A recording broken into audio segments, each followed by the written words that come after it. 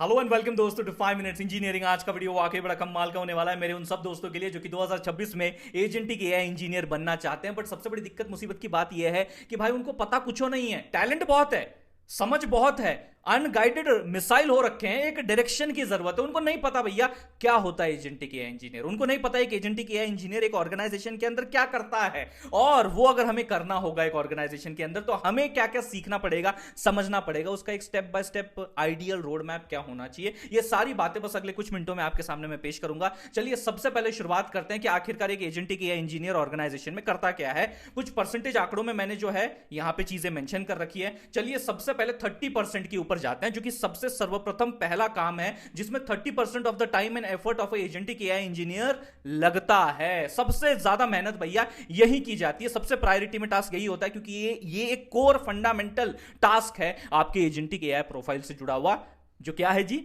AI agents को build करना, बनाना।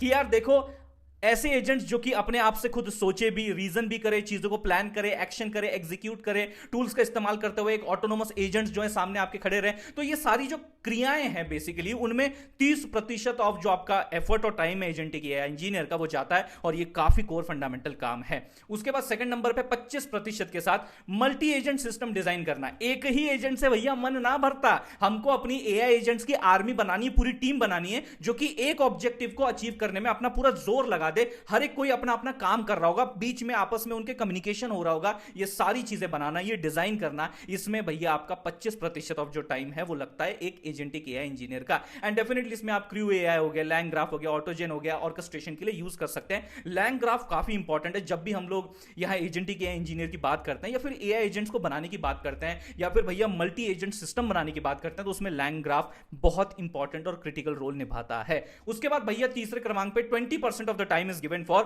Tool integration and memory. Obviously बात है, ये जो आपके एजेंट्स है भैया, ये काफी सारे अलग अलग टूल्स का इस्तेमाल करते हैं अलग अलग यूज केसेस को फुलफिल करने के लिए। तो वो टूल कॉलिंग भी आ जाता है, रैग वाला फंडा भी आ जाता है, रिट्राइवल ऑगमेंटेड जनरेशन वाला पार्ट, एंड ऑब्वियसली मेमोरी वाला पार्ट भी आ जाता है। तो आपकी शॉर्ट टर्म मेमोरी भी हो सकती है, लॉन्ग टर्म मेमोरी भी हो सकती है। कुछ इंपॉर्टेंट की चीजें हैं उनको आपको लंबे समय तक याद रखना है, तो वो लॉन्ग टर्म मेमोरी के अंदर भी आ सकता है आपके एजेंट के। फिर उसके बाद भैया चौथे नंबर पे 15% of the time is given for prompt engineering for agent. ये बहुत इंपॉर्टेंट है, इसे ज्यादातर लोग नजरअंदाज करते हैं, पर भैया आपका फोकस इस पे होना चाहिए।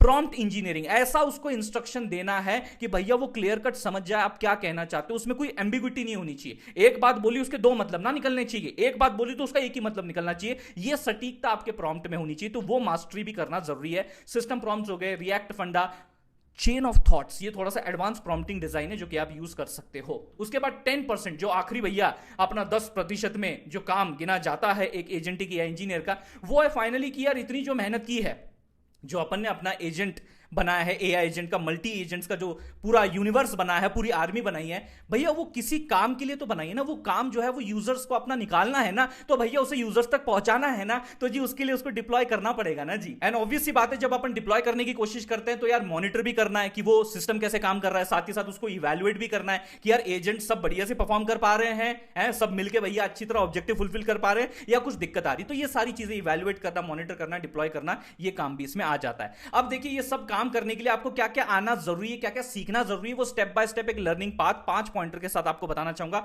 बड़े इंपॉर्टेंट पॉइंटर्स है, जरा गौर फरमाइएगा। यहां पे शुरुआत हम करेंगे पाइथन एंड एलएलएम फाउंडेशन के साथ। देखिए अगर आपको पाइथन नहीं पता तो भाई बड़ी मुश्किल होगी, बहुत ही मुश्किल होगी, क्योंकि जो भी आप कोड लिखोगे, जो भी एजेंट्स बनाने के लिए जितनी भी कोडिंग करोगे, पाइथन एक ऐसी प्रोग्रामिंग लैंग्वेज है जो कि इस काम को अंजाम देने के लिए 36 के 36 गुण कैरी करती है।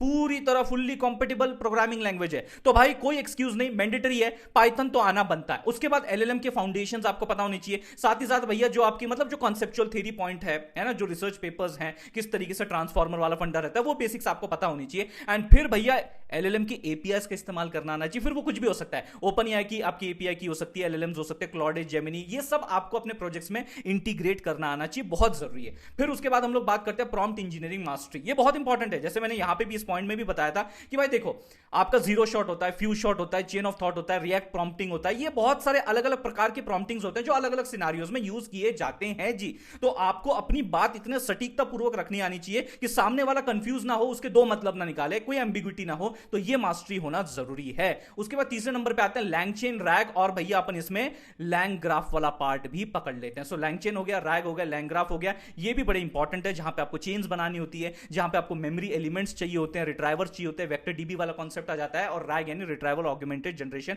जो कि आजकल बड़ा ट्रेंड में चल रहा है। तो वो पार्ट भी अगर आपको पता है तो बहुत बढ़िया चीज हो जाएगी। उसके बाद चौथे क्रमांक पे आता है अपना agents and tool use. Yes definitely agents को अपने को बनाना है, जैसे कि बेसिक में अपना रिएक्ट एजेंट आपको तैयार करना है, तो उसमें भी आपको बहुत सारे टूल इंटीग्रेशन, टूल कॉलिंग जो है वो करनी पड़ती है, मेमोरीज भी उसके साथ एसोसिएट करनी पड़ती है, ताकि ये इन अ होल एक बढ़िया सा एजेंट तैयार हो सके, एक इंटेलिजेंट एजेंट तैयार हो सके और वो बढ़िया से काम को अंजाम दे सके। और पांचवें नंबर पे अपना मल्टी एजेंट फ्रेमवर्क। ठीक है जी, एक एजेंट से काम हो गया, अब भैया बनाते चलो बहुत सारे, मल्टीपल बनाओ, एक उनका पूरा सिस्टम बनाओ, एक दूसरे के साथ कम्युनिकेशन लगाओ, एक दूसरे के साथ डेटा एक्सचेंज लगाओ, इसका इनपुट वो देगा, फिर उसका इनपुट आगे आउटपुट जाएगा। तो ये सारा का सारा सिस्टम जो है, ये पूरा फ्रेमवर्क आपको डिजाइन करना पड़ता है, जिसमें आप ये जो रिस्पेक्टिवली नाम आप देख पा रहे हो बहुत ही इंपॉर्टेंट है। इनके बारे में सीखोगे, जानोगे तो भैया बड़ा फायदे में रहोगे। और इसके साथ साथ मैं एक और एडिशन करना चाहूंगा अपने डेटाबेस रिलेटेड, आप एसक्यूएल देखिए, जब भी आप इंडस्ट्री रेडी प्रोजेक्ट्स के ऊपर मुड़ते हैं, जिसमें आप जो है इस तरीके से एजेंटी की आएगी ये चीजें इस्तेमाल करते हैं, तो उसमें आपको उसे थोड़ा सा कंप्लीट करने के लिए, फुल स्टैक करने के लिए जो है डेटाबेस एलिमेंट ऐड करते ही करते हैं। देखिए, वो अगर डेटा लेट से स्टोर कर रहा है या डेटा कहीं से अगर ले भी रहा है, तो कहीं ना कहीं डेटाबेस मेंटेन्ड होगा लेट से, तो वो डेटाबेस ज्यादातर तौर पे आप देखिए एसक्यूएल पहले इनिशियली शुरू कीजिए। एसक्यूएल के अंदर भी आप माई एसक्यूएल कर सकते हैं, फिर पोस्टग्रेस एसक्यूएल है, बहुत सारे ऑप्शंस हैं, उनमें से कुछ भी चुन सकते हैं, आगे बढ़ सकते हैं।